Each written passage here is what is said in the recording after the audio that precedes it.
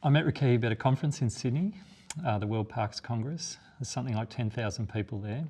And I'm standing in a queue to get lunch and I'm listening to someone behind me talking about resilience assessment. And I was eavesdropping on the conversation and getting more and more curious. And in the end, I had to stop and introduce myself. And we started talking, and Rakib had been involved in resilience assessment. He was one of the few people that I'd met on the planet that had done this amount of work. And we sat down and we talked for a few hours, and we've stayed in contact ever since. Hello, I'm Rakibul Amin. I'm working as a country representative of IUCN Bangladesh country office.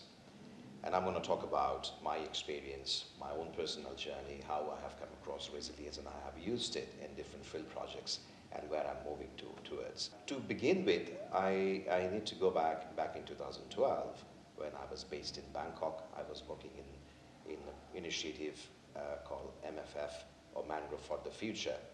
The MFF has a very interesting inception and transformation. It started as a tsunami response program in 2006. After 2 years, it slowly transformed into a coastal governance, a coastal ecosystem management project. And one of the mechanisms of MFF implementation, these grants were to support or facilitate local NGOs, to support local communities in improving their livelihood, bringing gender perspective in, and empowering them, and eventually help them to take decisions about their coastal ecosystem management. So social livelihood, gender, all those social aspects of people's well-being, and at the same time, ecosystem well-being and ecosystem management. In total, we can say through an ecosystem approach, we used to implement MFF programs and projects. But in 2012, we realized that we need to become more strategic in terms of our investment, so that our investment is correct, is based on local people's need, it supports a local policy, it also supports a national policy, and in fact, we get a better result to fit in our objective, the higher level objective of MFF. At that time, we were looking for an alternative to what we have been doing. And we came across the resilience concept. At the same time, we also found the Stockholm Resilience Center's Resilience Handbook.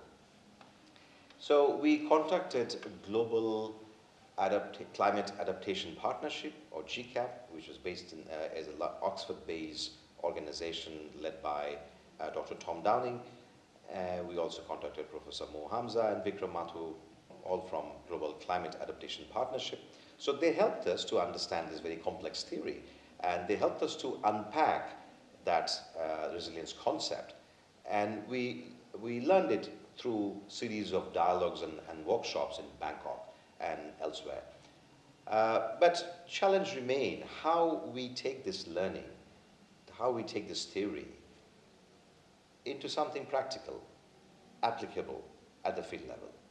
So we were thinking of piloting of our process, how we want to implement, and we choose Bangladesh.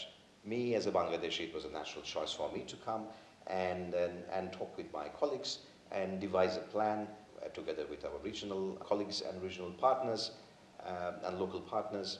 So we developed a methodology, what we call resilience analysis protocol. So it's a very participatory tool, and by which we engage in dialogues with the local community, local leaders, local youth, local women, and try to analyze what is the drivers and the pressure, what is happening now, and kind of recreate a journey, how the present has happened. It happened because of the incidents in the past, the policy decisions, the mega events, the social system, how the past events has shaped the present. And if we reconstruct the present based on the past events and past incidences, past policy measures, we then try to project what would be the likelihood, what the plausible future, what we call scenario analysis. That was, I think, the most significant addition of bringing in this resilience concept, and is to try to understand the uncertainties you have in future and try to understand what are the plausible pathways of future and what are the desire or I would say shared vision of future. That sparked people's imagination, that sparked people participation, that sparked people enthusiasm. So it was easy for us to design projects together with the community and intervene so that we have a change outcome or a desired outcome in the short term and in the long term as well. Just to give you an example, we started our work in Shamnagar in Bangladesh. Shamnagar itself is something I must say. It's a small area, it's a small coastal area in southern part of Bangladesh, very near to the Sundarban mangrove forest. It's the largest mangrove shared between Bangladesh and India. You name anything, all the issues you see in the coastal zones of any Asian countries, you find them in Shamnagar. It's a highly cyclone-prone area. 2 very large cyclones hit consecutively in the recent past. It has high salinity. Its ecosystem has been completely changed because of the man-made activities. The area has been poldered or dikes or embankment was built, which eventually cut the water channel system with the river system. There is a conflict between the rice farmers and the shrimp farmers. Shrimp farmers want more saline water inside the embankment, where the rice farmer wants fresh water inside the embankment, and they push out the saline water as much as possible. So, and there are also challenges. There's a high poverty. This is quite a volatile region, and there's a monsoon is shifting, so rice cultivation is not necessarily very easy. There's only one single crop, which is rice, which is rain-fed rice, and the winter months is fallow because of the high soil salinity. So name anything is there. So we choose Shamnagar, and we thought that this would be the best ground to test this resilience theory. We implemented about 14 projects. I would mention only 2, have helped the community to excavate a few small canals. And these canals were captured by elites, and they were using it as a private property, though these are a common property resource. And they used to use for fish cultivation or rice cultivation. So we helped the local community to raise their voice and get those canals out of elite capture, and they helped them to dug that canal. This dugout canal became a water reservoir. And having a freshwater resource, it means tremendous impact on the agriculture production. The farmers can do only one rice during the monsoon time. And after that, the soil becomes so saline that they cannot produce anything. So that freshwater availability helped them to grow a second crop. So digging the canal was a local knowledge. We only support that. The value addition that we did is we contacted with Wheat Research Institute and asked them to test whether we can grow wheat in winter in Shamnagar. This was unprecedented. People have never seen that wheat can be grown in Shamnagar. So with the local knowledge, we blend the institutional knowledge, which is scientific knowledge of the Wheat Research Institute, and blend with the local knowledge of the local farmer of how water can be used. And the wheat was very successful. And the farmer, two farmer who volunteered themselves to take the risk, has become the champions, and they become now local resource person who are teaching other farmers how to cultivate wheat. So in terms of food security, it was a tremendous improvement. You have 2 crops on your field. And also, how you manage the water in the canal. So the local community, we help local community form an institution, a water governance institution, how to distribute the benefit, how to distribute the water equitably among the farmers. There are a lot of uncertainties what going to happen in the future. There will be changes in the society. There will be changes how we manage ourselves. There will be changes in the ecosystem level. We are already seeing the changes.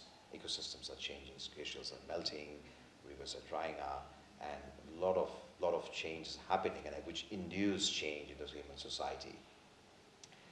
Conflict is on the rise. Now, these are all good stories in Bangladesh.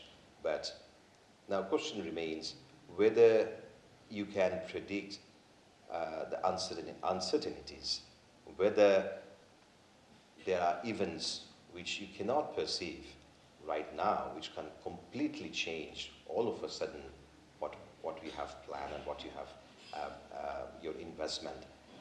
For example, in just a few months ago, more than 600,000 Rohingya marched into Bangladesh because they are fleeing the persecution in their own country, in Myanmar. 600,000 is a big number in 2 weeks' time. Just to put it in perspective, Europe received about 500,000 refugees in 2 years' time. And there was, of course, problem in Europe. 500,000 refugees entered in Europe in 2 years' time, and it created a lot of pressure in European cities. Imagine that this happened in Bangladesh. More than 600,000 people marching into Bangladesh in 2 weeks' time. So government of Bangladesh was very generous in terms of allowing these refugees to settle down, to provide them some safe shelter before they return to their own homeland in Myanmar. And they were given shelter in a forest land. Unfortunately, that forest land is an elephant habitat. So things went on well for some times, and then eventually elephant came. That shelter area is blocking the elephant corridor. There is a forest in the western side. Elephant roam there. At some point, they come across. It's like a funnel. They come towards the corridor and take the corridor, go to Myanmar, and then re-enter Bangladesh through a place called Naikachori. And they come back from Naikachori to Myanmar, take that corridor, and come to that Cox's Bazar area, Kutupalong area, where the camp is. Since the camp has blocked the whole area, there is a huge human-elephant conflict going on. And unfortunately, 13 innocent lives has been lost. Elephant is not an enemy here. He's just trying to find a way to go through the camp and taking the routes his generations after generations have taken in the past. And elephant have that memory. They take the same path again and again. So this is I would say, unpredicted event which can jeopardize your all kind of development plan and what your residence planning. So we are now have partnered with UNHCR, and understanding the gravity of the situation, UNHCR has invited IUCN to work with them side by side to bring our conservation science into humanitarian effort. I think this is one of the first partnership between the humanitarian organization, UNHCR, and a conservation organization, which is IUCN. So we are training Rohingya communities and forming emergency response team. The role of the emergency response team is to spot an elephant who's trying to break into the camp and very peacefully ward off that elephant towards the forest. This has been successful to some extent, but this is not a foolproof method. This is only a band-aid on a larger environmental issues. Unless we address the root cause, which is we have to give passage to the elephant to cross the camp. That's one. There's a huge pressure on the nearby forest because of the Rohingya refugees, Rohingya community are now collecting firewoods from the nearby forest. It's completely denuded a large part of the forest. So it's putting pressure and the loss of habitat for elephant. So this is one classic example is if you don't consider your environmental issues, your ecosystem issues, your development process or humanitarian process, we're gonna suffer. Now, how you bring your resilience theory in a situation, complex situations like that? More than 600,000 refugees in 2 months' time, settling down in an area which is forest land, which was an elephant habitat, and elephants are coming, and there's a conflict, and innocent people are dying. How you want to bring your resilience concept? So I was perplexed. How? I would say, yes, in the shorter term, it was unprecedented. It was known that there was an elephant habitat, but that important piece of information was not considered, or it was not possible to consider because of the heat of the moment is that we have to provide food and shelter of this large number of population who has traveled 4 or 5 days and fleeing the atrocities So in that moment, probably resilience theory approach couldn't be applied, but I still think could be applied if we had the proper planning process, if the right information was available, and the planner has the capacity to understand, unpack those information, and reconsider those piece of information in terms of in their effort. Nevertheless, whatever has happened. But now, how we can improve the situation is that thinking long term in creating a small corridor through this refugee camp to reconnect to habitat, which now been disconnected because of the camp. Doing a long-term research on the elephant movement pattern, and also improving the habitat, which was already under a lot of pressure. So that longer term or larger landscape perspective need to be brought into. It's not only the camp or an elephant. It needs to be seen in a larger landscape where there would be forest, well, there would be camp, well, there would be local host community, the villages, and the development. So all needs to be looked into as a system approach. I would go back to this elephant and refugee crisis. I want to use it as a metaphor for what is happening all around us as a global community. Because of the climate change, there are a lot of uncertainties what going to happen in the future. The society, and there will be changes in the society. There will be changes how we manage ourselves. There will be changes in the ecosystem level. We are already seeing the changes. Ecosystems are changing. Glaciers are melting. Rivers are drying up, and a lot of change is happening, and which induce change in the human society. Conflict is on the rise. Living with this uncertainty, living with this constant change, is where the resilience thinking can help us to plan a better future, to plan better interventions at the present, so that our future is sustainable and we achieve our sustainable development goal. I think resilience practitioners and the theoreticians has a lot to play of what kind of future we want. Thank you very much.